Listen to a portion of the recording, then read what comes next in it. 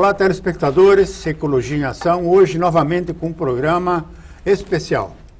Estamos com José Olímpio, que já esteve aqui há umas semanas atrás, falando sobre problemas jurídicos do adolescente, da criança, do jovem, e ele tem uma proposta muito interessante que foi apresentada no Conseg Floresta, e que é uma alteração do Código Penal, e ele então vai nos explicar qual é essa proposta que está saindo de Joinville para o Brasil para fazer essas modificações que tanto a sociedade necessita e deseja. Porque o que nós estamos vendo hoje? A polícia prende, o juiz é obrigado a soltar por causa da legislação que obriga a essa postura. A polícia prende, o juiz manda soltar. E assim entra e sai nos órgãos prisionais. Isso está dando um desconforto muito grande para as polícias militares do Brasil inteiro. Então, estão desmotivados. Ontem nós tivemos uma reunião lá no 8º Batalhão, dando o certificado de término de curso de 80 policiais novos, né? E a gente notou lá, conversando com os policiais, a gente notou o descontentamento do pessoal da Polícia Militar, sim, dessa postura. Então, José Olímpio, quais são assim os temas mesmo que nós vamos focar nesse programa de hoje? Eu sugiro, engenheiro Guerto, que a gente fale da reforma do Código Penal e do ato infracional do adolescente, do ato infracional violento, né, do adolescente. É a nossa proposta para... Por que você acha que tem que ser discutido isso? Qual é teu projeto qual é a tua proposta legal? Ela se baseou no quê? Está tudo certo no Brasil? O que está errado para você fazer essa proposta? Assim, o Brasil é uma assassinato-cracia, né? Nós somos governados através do roubo, da violência, que tem que ser garantida através da ameaça de morte. Então, para que essa assassinato-cracia funcione, o Código Penal ele tem que ser muito brando, ele tem que ser mole, né? Porque, o senhor vê, para que um corrupto, né, ele mantenha o cidadão honesto sob controle, para que o cidadão honesto se cale. Tem que ter a ameaça real, palpável, que ele seja assassinado, eliminado, para que os grandes coronéis que sempre governaram a política se mantenham no poder, essa ameaça tem que permanecer. E se um jagunço, né, um assassino de aluguel, pega 30 anos de cadeia sem sair dali, 50 anos de cadeia, pega a prisão perpétua, a assassinato-cracia desmonta. E a gente, até muito interessante, a gente não é a primeira assassinato-cracia do mundo. Tem um autor que eu admiro muito, que é o Darcy Ribeiro. O Darcy Ribeiro gostava de comparar o Brasil com Roma. Ele dizia assim, nós somos a nova Roma. Até eu acho um pouco forçado isso. Primeiro que a gente não é a base do império, felizmente, né? Nós não somos império, somos mais para a colônia, né? Os nossos ancestrais ditos latinos, na verdade, não eram romanos, eram celtíberos, né? Que foram impostas aquela cultura romana para eles, mas eles não têm sangue romano. Mas, apesar disso, a gente realmente parece muito com Roma, porque Roma era uma assassinato-cracia. Então tinha aqueles oligarcas, né, que eles eram senhores feudais, que eles governavam uma democracia nominal, em que o povo, os trabalhadores, os não oligarcas, eles tinham acesso ao poder. Então, para neutralizar essa democracia nominal, os oligarcas eles recorriam muito ao assassinato. Em Roma, o assassinato político era frequente, né? E as penas eram ridículas. A pena para assassinato em Roma era ridícula. Era a questão de você pagava com galinha, era exilado.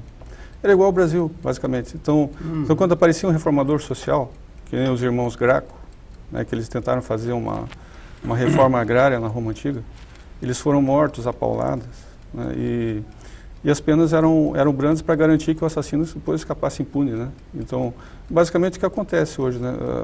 Os assassinos da irmã Dorothy, os assassinos do Chico Mendes, eles pegaram uma pena muito branda, a execução da pena foi branda e logo depois já voltaram à liberdade. Então a gente tem que desmontar a assassinato-cracia através de penas severas. Então, mas o que acontece hoje, né? Com as propostas de reforma do Código Penal, o Brasil é assim, é tudo é nada, né? Então todo mundo vai pegar a cadeia agora, todo mundo vai ficar preso um tempo muito extenso. Não precisa isso, né? A gente pode conciliar esse Código Penal brando para os crimes suaves e deixar penas severas para os crimes graves, né? Então, o Conseg Floresta ele está propondo penas severas para 3 crimes, que são aqueles graves mesmo: homicídio qualificado, lesão corporal grave e estupro, que são os crimes que mais causam sofrimento E também são os crimes que são uma forma de controle da população, né? Você ou mata ou deixa aleijado, em alguns casos estupro, né? Assim, o Muammar Gaddafi, ele costumava estuprar os desafetos dele. Tem um país aqui da América Latina também que às vezes estupram os opositores, né? Então esse aí tem que ser punido severamente.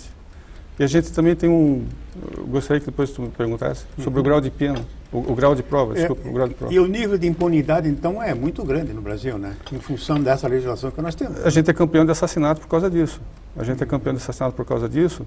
E a ironia é o seguinte, que, assim, vários amigos meus que são de esquerda, né? Eles são contra o agravamento das penas, eles são contra um código penal severo porque diz, isso vai punir o coitadinho, Só que esse coitadinho ali que está matando, ele está matando um jornalista, que vai falar a verdade, ele está matando um militante social, um ativista social. Policiais. Está matando policiais. Então, quer dizer, esse coitadinho, ele está destruindo a democracia. E garantido por esse código penal. Então, a gente tem que mudar o código penal, né? E o papel dos direitos humanos no Brasil não está desvirtuado também? Eu acho que é necessário direitos humanos, né? Eu acho que os direitos humanos são a grande conquista da humanidade, assim. Só que o prisioneiro, o réu, ele tem direitos humanos e o policial também tem direitos humanos, a vítima também tem direitos humanos, né? Então, o que a gente tem que aplicar, acho que a perspectiva dos direitos humanos é o princípio da igualdade, né? Todos têm direitos humanos, né? A gente tem que se preocupar com o direito humano de todo. O policial, o trabalhador, que é assaltado, que é assassinado também, né? Então, o que se equaciona aqui no Brasil é que o bandido é a vítima. O bandido é a vítima. Você vê. Vamos pegar uma revolta popular no Brasil. Revolta dos marimbondos, que aconteceu lá no século XIX. Foi feita por trabalhadores, ex-escravos, né, que eles eram contra a política do governo do registro civil. Né, porque o registro civil eles achavam que era uma forma de mudar o status deles de liberto e de livre para escravo novamente. Então eles queriam que os padres fizessem os registros civis. Então nessa revolta dos marimbondos foi muito comum os revoltosos invadirem cadeias para tirar revoltosos, os outros revoltosos estavam presos.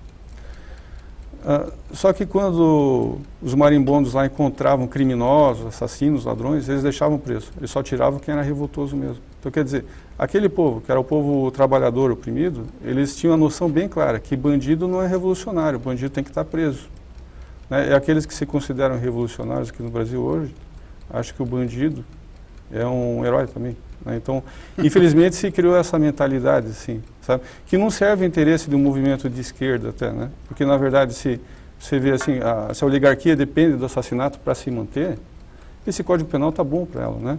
Agora, ironicamente, você vê, quem defende penas severas no Brasil hoje são vozes isoladas da direita, né? Porque tanto a esquerda quanto a direita, nenhum deles se mobiliza para mudar o Código Penal, nenhum deles está interessado.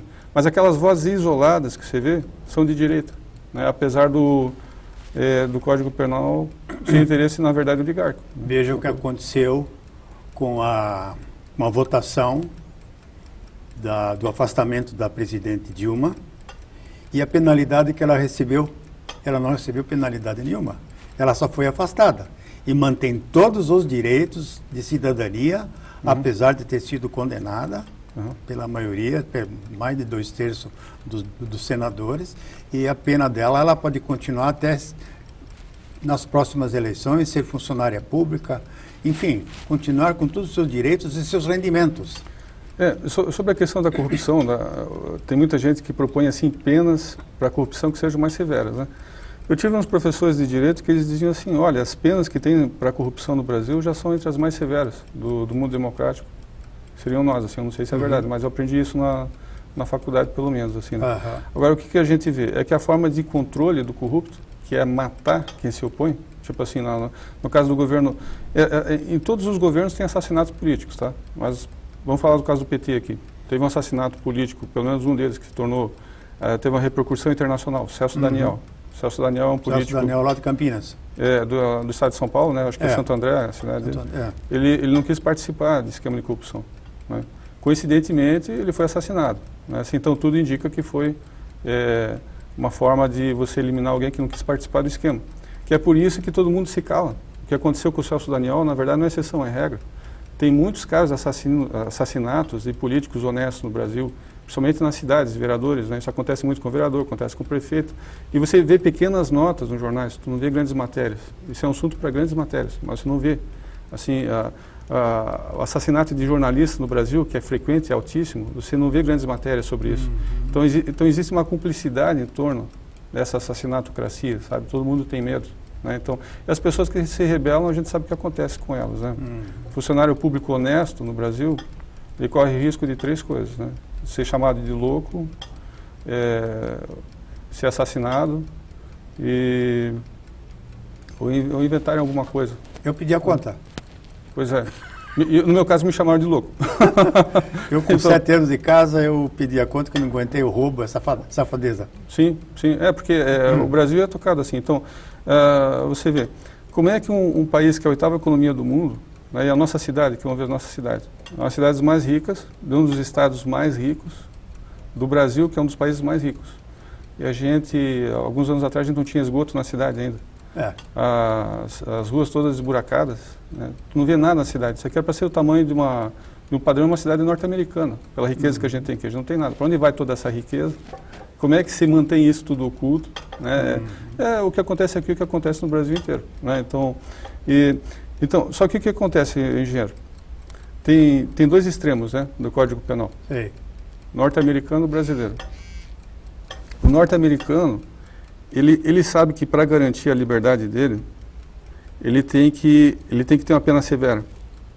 Então lá é assim, escreveu, não leu, o pau comeu, tem 2 opções, prisão perpétua ou pena de morte pro homicida. Né?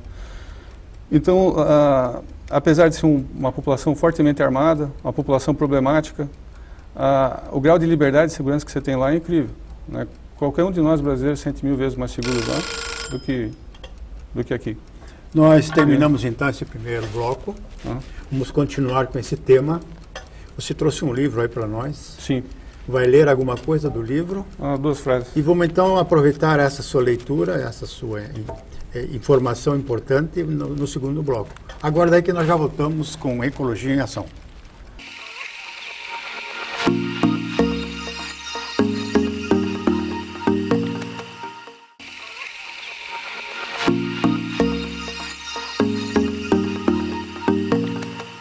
Tornando com o programa Ecologia em Ação, hoje falando sobre termos jurídicos, questões de penas, mudança de legislação penal. E aí o nosso entrevistado hoje é o Dr. José Olímpio, que milita profissionalmente na área, né? É um expert na área. Ele vai falar um pouco ainda sobre uma frase interessante que ele destacou no livro que ele trouxe aqui para o programa. Como é o nome do livro? Dos Delitos e das Penas. Sim. É um presente que estou trazendo para o meu amigo Gert Fischer. É dos Delitos e das Penas. De César Beccaria, Marquês de César Beccaria. Então você destacou alguma coisa para ler para os telespectadores? Sim, sim. Esse aqui é um presente que estou trazendo para o meu amigo. O Marquês de Beccaria, dos Delitos e das Penas, é muito usado assim, por juristas que são contra penas severas. Eles dizem assim, olha, não adianta você prender um assassino, ele tem que ser ressocializado. Isso é algo que já estaria consagrado desde César Beccaria. César Beccaria seria contra a prisão perpétua. Ele achava que César Beccaria diria assim, olha, o que importa é a certeza da punição, não importa a severidade da punição. Eles citam muito o Marquês de Beccaria para a gente ter essa impunidade que existe hoje no Brasil. Só que se eles lessem o Marquês de Beccaria, eles veriam aqui no capítulo 16 da pena de morte, né? Marquês de Beccaria é contra a pena de morte e contra a tortura, mas olha o que ele fala da prisão perpétua. Para que uma pena seja justa, deve ter apenas o grau de rigor bastante para desviar os homens do crime. Ora, não há homem que possa vacilar entre o crime, malgrado a vantagem que este prometa e o risco de perder para sempre a liberdade. Assim, a escravidão perpétua, substituindo a pena de morte, tem todo o rigor necessário para afastar do crime o espírito mais determinado. Quer dizer, o Marquês de Beccaria, ele achava que a prisão perpétua era necessária em certos casos, nos casos graves, né? Casos de homicidas, estupradores, né? Pessoas que causam lesões graves. Essa pena severa, a prisão perpétua, se aplicava. E gente mentirosa, né, que inclusive dá curso em pós-graduação e tal, diz não, que o Marquês de Beccaria era contra.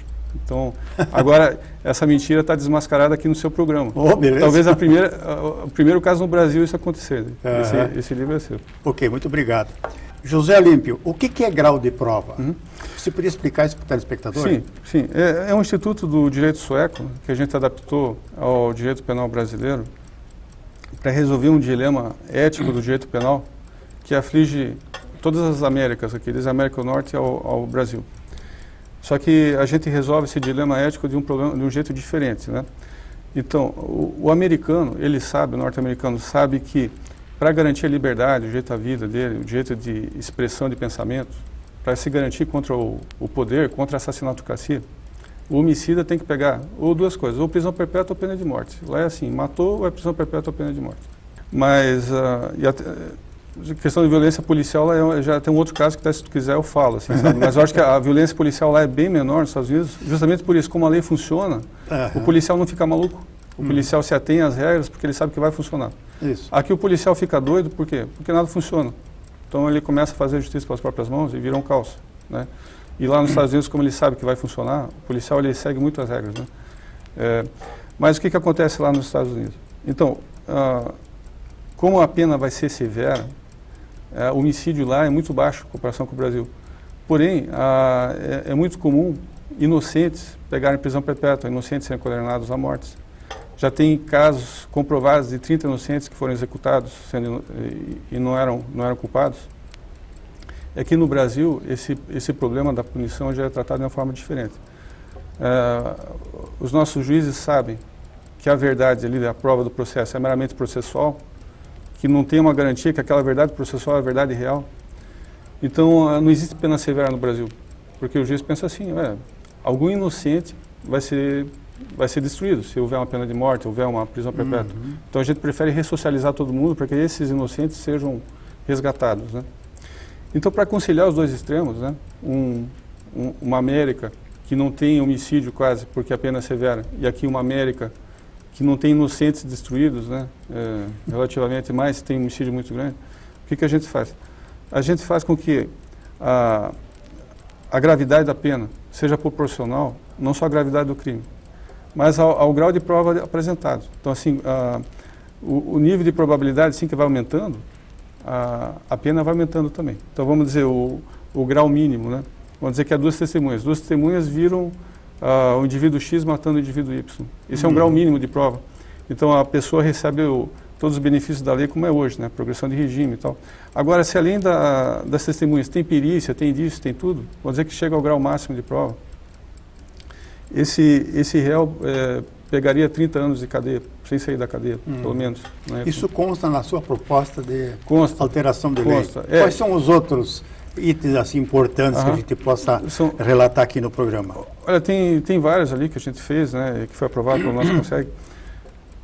Os principais são os seguintes: militanticídio.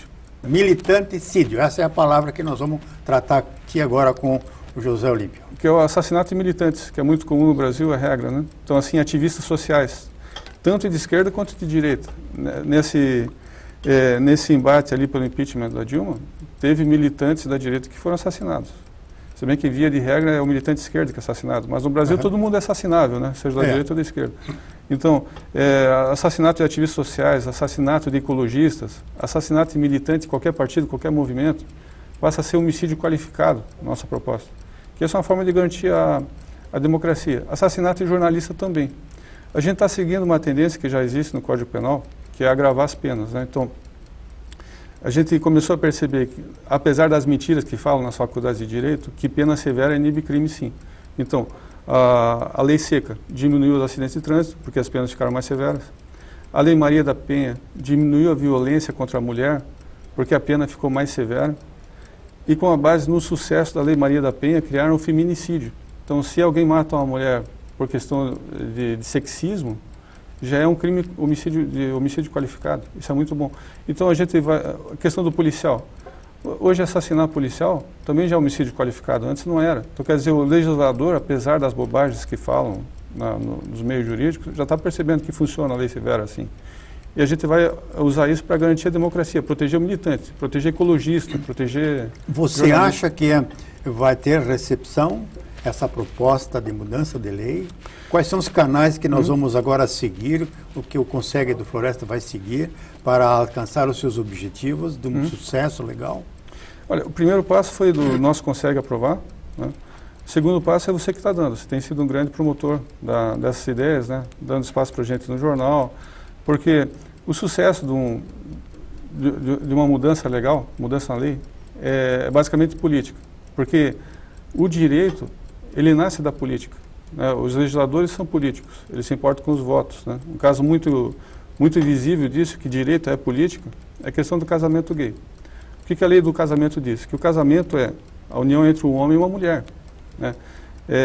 Não existe casamento gay. Porém, como eles são um movimento político de sucesso, esse paradigma foi mudando tanto nos Estados Unidos quanto aqui no Brasil e no resto do mundo. Porque é um movimento político, né? Então, a gente tem que se tornar um movimento político também, a gente tem que mobilizar pessoas, né, para que essa assinatocracia seja desmontada. E é isso, ir de boca em boca, fazer grupos, movimentos, esse é o nosso projeto. Quer dizer que quando houver assim uma nova eleição para deputados federais, esse tema poderia ser inserido nas campanhas políticas desses candidatos? Concordo, né? Concordo. Porque são eles que vão fazer funcionar e alterar as leis lá no Congresso. Com certeza, porque assim, os poderosos, né, deputado, juiz, para eles está tudo muito bom, porque a segurança, a violência não chega neles. A violência está aqui conosco. Aqui embaixo. Que somos os pequenos, né? Mas quando o político vê que isso dá voto, né, que tem um movimento organizado, que isso vai afetar a carreira política dele, vai ter uma reação. A gente vai ter aliados aí, né, quando isso acontecer. Então eu concordo com você, assim, perguntar para o deputado. Todo eleitor aqui no Brasil vai perguntar, o que você está fazendo pela segurança? Né? Na Síria, em 5 anos, foram mortas 250 mil pessoas. No Brasil, em 5 anos, foram mortas 250 mil pessoas e nós não estamos em guerra. Sim. É algo de se pensar. É algo de se pensar que a legislação está errada. Com certeza. Tem que melhorar isso aí. Com certeza. Tanto é que hoje tinha essa ideia, né, que se melhorasse a condição econômica, a violência diminuiria. Nesses últimos 12 anos, a qualidade de consumo dos trabalhadores aumentou muito. Bastante. Não, o trabalhador hoje tem carro, tem iPhone, tem objetos de consumo que antes eram Viagem de avião? Exatamente, viagem de avião. E a violência aumentou. A violência aumentou por quê? Porque a quantidade do butim aumentou também. Então, isso cresceu o olho dos criminosos, sabe? Então, essa ideia de que crescimento econômico diminui a violência é mentira. É impunidade, né? A impunidade, na verdade, a impunidade cerceia o crescimento econômico. E esse privilégio que se dá ao menor de 18 anos, de que ele não pode ser punido, isso favorece e aumenta bastante a criminalidade também, não é isso? Sim, sim. Essa é mais uma mentira, né, que é propagada assim, entre os especialistas. Agora, felizmente, nós temos jornalistas livres que têm o direito de opinar e descobrir a verdade. E esses jornalistas foram nessa questão. Olha, será que pena severa contra adolescente não funciona? E olha só que a imprensa descobriu. A imprensa descobriu com documentos fidedignos que o adolescente infrator, quando chega aos 18 anos, a tendência dele é se aposentar do crime. Chega aos 18 anos, ele deixa de ser criminoso. Por quê? Porque ele sabe que chegou aos 18 anos, a coisa... Vai ser preso. Vai ser preso. Não tem aquela mordomia mais, né? Então, qual que é a nossa proposta? A nossa proposta é a seguinte, também é um meio termo. Se o adolescente infrator cometeu homicídio qualificado, se o adolescente infrator estuprou, provocou uma lesão grave, ele vai cumprir a mesma pena de um adulto, mas num estabelecimento restrito para adolescentes. Né? Então, seria um código penal diferenciado para adolescentes. Né? E aquele adolescente que cometeu um crime sem vítima violenta, né, que não estuprou, não matou, ele continua sendo tratado como é hoje. Seria basicamente isso. Certo. Concluímos então esse segundo bloco. Espero que os telespectadores tenham compreendido o palavreado jurídico, né? Será que eu falei difícil? Acho que não. Espero que não. Então, agradecemos a presença do José Olímpio mais uma vez no nosso programa e Esperamos que vocês participem do próximo programa Ecologia em Ação. Até lá. Obrigado, engenheiro Gertz.